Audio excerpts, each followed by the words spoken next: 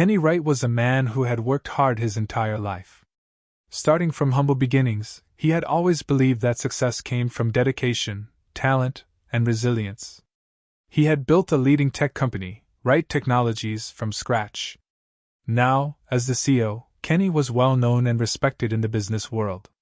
He had earned his place at the top through sheer effort, making deals with major corporations and being a part of countless successful projects.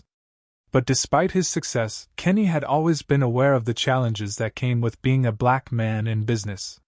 His achievements were often overlooked or dismissed by others, and he had faced discrimination at every stage of his journey. From clients who assumed he was just a manager when he was actually the CEO, to investors who doubted his capabilities simply because of his skin color, Kenny had dealt with it all. Still, he had always risen above it, using each challenge as motivation to push harder and prove everyone wrong. Lately, however, something had been bothering Kenny. As much as he had succeeded in his professional life, he noticed that when it came to his personal finances, he was being treated differently, again, because of his race. He had been banking at the same local bank for years, and his company was one of its biggest clients.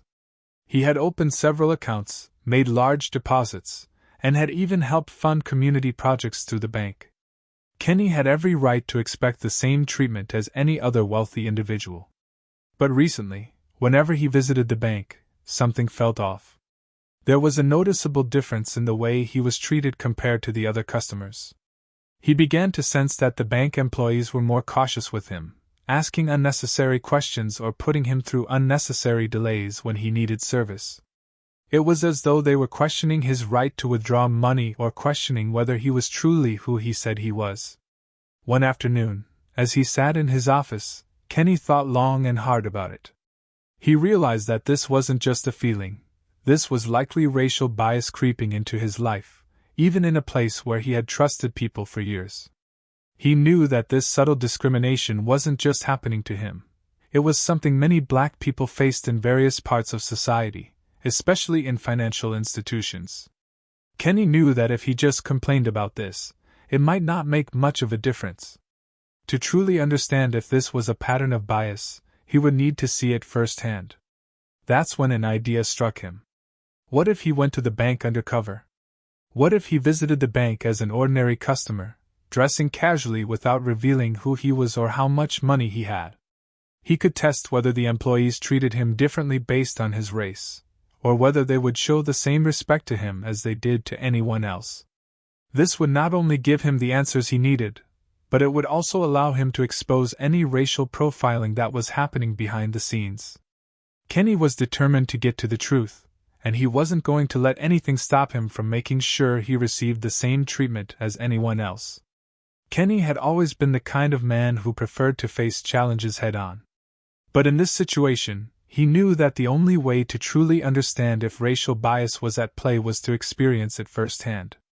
He made up his mind to visit his own bank undercover, and he started planning out the details.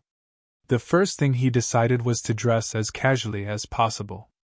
Kenny's usual look as the CEO of a multi-million-dollar company was clean, professional, and polished. But this time, he would leave all of that behind. He would wear jeans, a hoodie, and sneakers, clothes that would make him look like any regular person. He wanted to make sure that no one would recognize him from his position or wealth. To add to the cover, he wouldn't wear any of the usual designer accessories that might give away his status. His plan was simple: walk into the bank, request a large sum of money, something routine that he would normally do, and see how the employees treated him. Would they treat him with the same respect and professionalism as they would any other customer? Or would they treat him differently based on assumptions about his race? Kenny had no intention of making a scene. He just wanted to observe how he would be treated in a normal, everyday situation. He would test the system to see if his suspicions were correct. After all, if he was treated differently when he appeared to be an average customer, that would be a clear sign of racial bias at work. But if the bank employees acted the same way they would with any other customer, then his worries would be put to rest. Kenny also wanted to test whether this was something specific to his branch, or whether it was a systemic issue at the bank. He had worked with the bank for years, and as a major shareholder, he thought he was beyond suspicion. But he wasn't sure anymore. He suspected that employees might feel more comfortable judging him based on his appearance than on his actual wealth or status. To prepare himself for what might come next, Kenny spent some time thinking about how he would handle the situation if he was indeed treated unfairly. He wanted to remain calm and composed, no matter what happened. His goal was to expose the truth, not create drama. However, if he was denied service or treated with disrespect, he would stand his ground and ask for an explanation.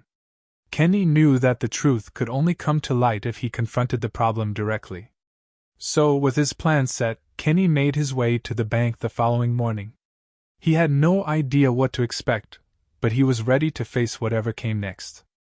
If there was racial bias in the way he was treated, he would bring it to light and make sure the bank took responsibility.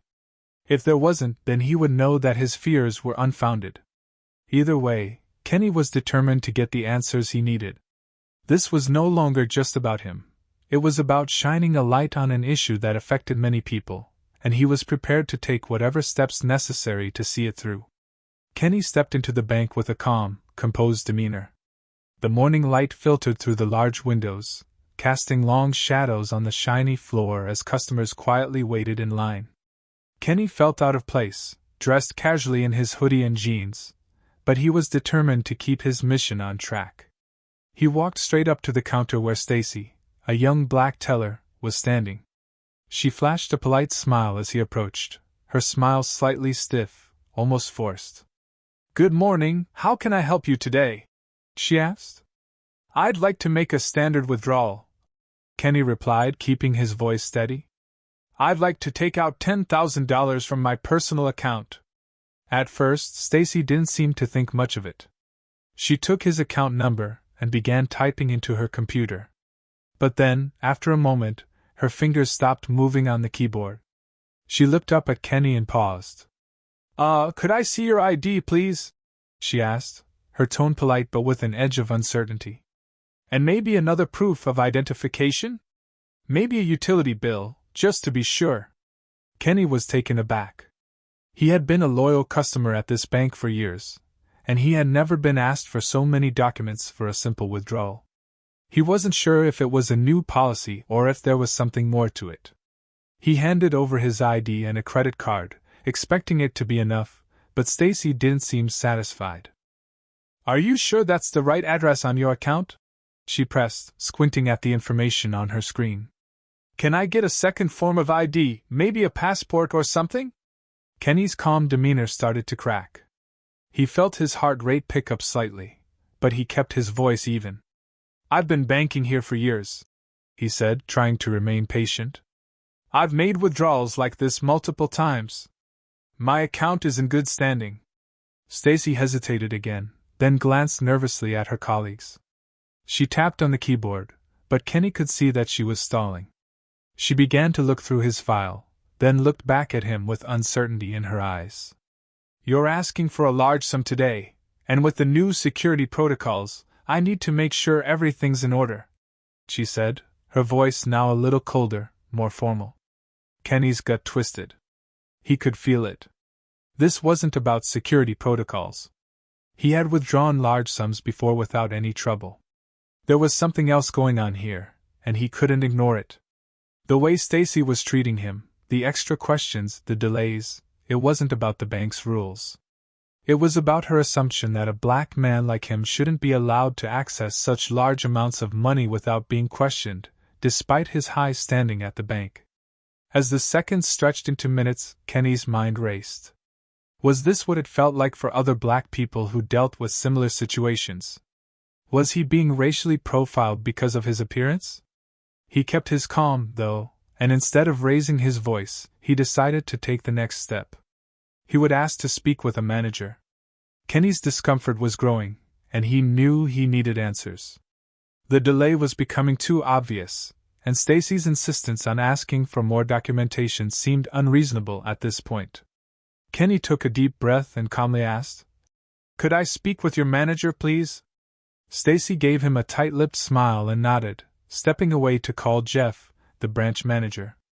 A few moments later, Jeff, a middle-aged white man with neatly combed hair and a business suit, arrived at the counter. He greeted Kenny with a friendly handshake and a polite smile. "How can I assist you, sir?" Jeff asked. Kenny immediately explained the situation, detailing how he had been asked for excessive forms of identification for a simple transaction, even though he was a regular customer. He tried to keep his tone respectful, but there was an edge to his words now, a sense of frustration creeping in. "I've been banking here for years, and I've made much larger withdrawals before without any issues," Kenny said. "I don't understand why this is happening." Jeff listened carefully, nodding along. But instead of addressing the core issue, he simply said, "I understand your concern. We've recently implemented new security measures to prevent fraud. We have to be extra cautious when large sums of money are being withdrawn." Kenny's frustration grew. He had heard about these new security protocols before, but it didn't explain why this was the first time he had encountered such strict measures. He knew this was a cover for something deeper. He could feel the weight of what was happening. The longer he stood there, the more it became clear this wasn't about policies or fraud prevention. This was about race. "With all due respect, Jeff, this feels different," Kenny said, keeping his voice steady. "I've been a loyal customer for years. Why is this happening now, and why am I being treated like I'm some kind of risk?" Jeff paused. His smile faltered for just a second, and he exchanged a brief glance with Stacy. Then, he turned back to Kenny. "I'm sorry if you feel uncomfortable," Jeff said, his voice cool but not entirely convincing. "But these are just the procedures we have in place. We can't make exceptions." Kenny's instincts were screaming at him.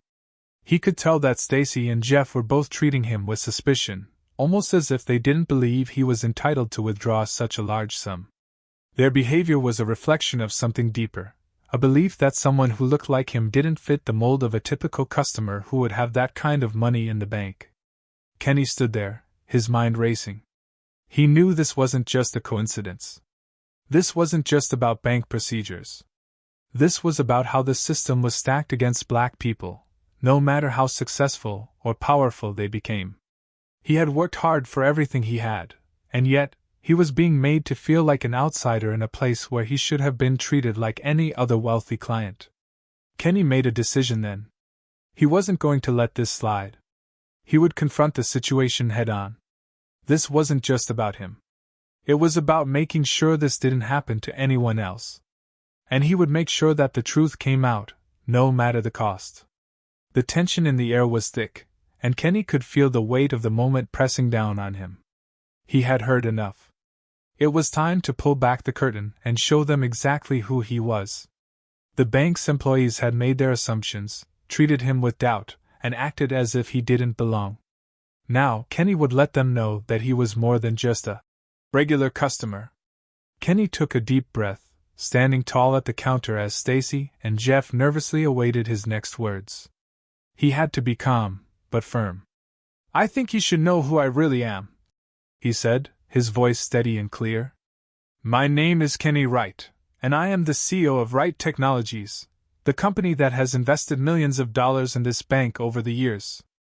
I've entrusted you with large sums of money, and I've been a loyal client for as long as I can remember." There was a pause.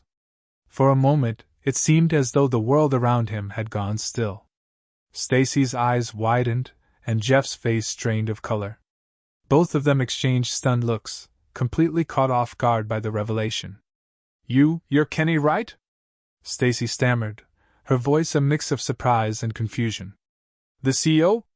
Kenny nodded, his expression unchanging. "Yes. I am. And right now, I'm standing here as someone you've treated with doubt and suspicion, someone you've made jump through unnecessary hoops for no reason other than the color of my skin." Stacy and Jeff looked like they wanted to apologize, but no words came out. Kenny could see the discomfort in their faces.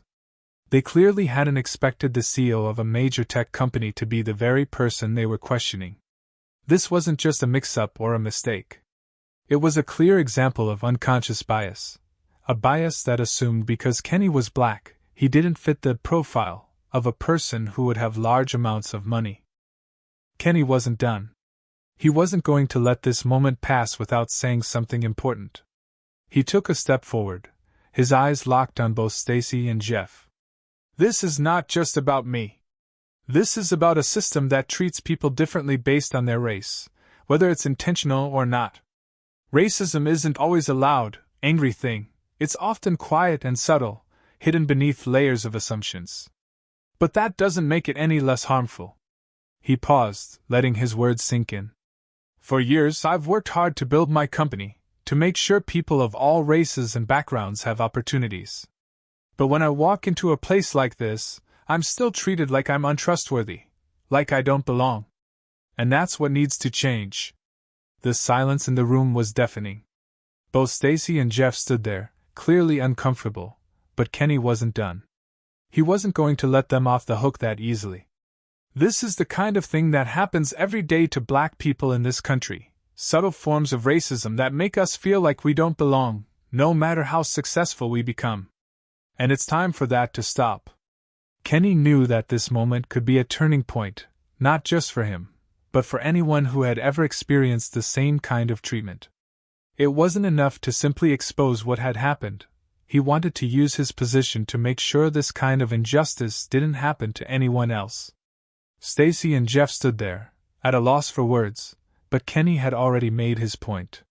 His identity wasn't what mattered, it was what had just happened. And it was something that needed to be addressed, not only by this bank, but by institutions everywhere. Kenny's decision to speak up didn't end with the conversation at the bank. It was just the beginning. As soon as he left the bank, he knew he had to make this experience known. He wasn't going to let his story be swept under the rug.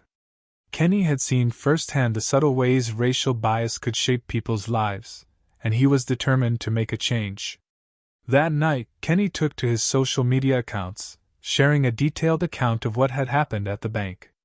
He didn't just describe the incident, he explained why it mattered, highlighting how racism in financial institutions could harm black people at every level of society. He also shared a video, speaking directly to his followers and asking for their support in bringing about change. Kenny's post quickly went viral. The story caught the attention of local news outlets, advocacy groups, and people across the country. Kenny's experience became a symbol of the discrimination many black people faced when dealing with financial institutions. People were outraged by what had happened, and protests began to form outside the bank, demanding accountability. The pressure mounted quickly. Within a week, the bank was forced to address the situation publicly. The CEO of the bank issued an apology, acknowledging the wrongdoing.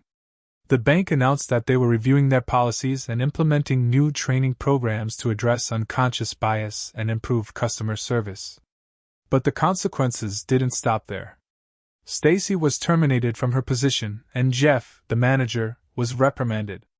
They were both held accountable for their actions, though Kenny knew that this alone wouldn't fix the larger problem. He had been treated differently because of his race, but what about all the other people who didn't have the platform to speak out? Kenny wasn't done. He took his story beyond the media and used the momentum he had gained to start something bigger. He launched a nonprofit organization called Banking for Equality, dedicated to fighting racial bias in financial institutions. The nonprofit's mission was clear: to promote fairness, transparency, and equal treatment for all customers, regardless of their race. As part of the nonprofit's mission, Kenny pushed for mandatory diversity training and anti-racism education for banks across the country. He worked with lawmakers to introduce legislation that would make such training a requirement for all financial institutions. Through his nonprofit and public speaking, Kenny was able to shine a light on a problem that had been hiding in plain sight for far too long. He didn't just expose the issue, he took real steps to create long-lasting change. His actions inspired other business leaders, activists, and citizens to join him in demanding better treatment for black people in the financial world and beyond. In the end, Kenny felt a sense of accomplishment. The road to change would be long, but he knew that he had helped start something important. He had used his voice and his platform to turn a painful experience into a powerful moment of transformation. The story concluded with a hopeful message for the future, that through accountability, education, and activism, people could work together to create a more just and equal society, one where no one would be treated unfairly because of their race.